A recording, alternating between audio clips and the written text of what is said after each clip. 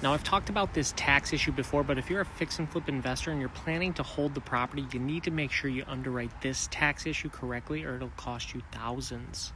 When you're a flipper, if you buy a house, you typically buy it from an owner occupant, meaning someone who owned and lived in the property.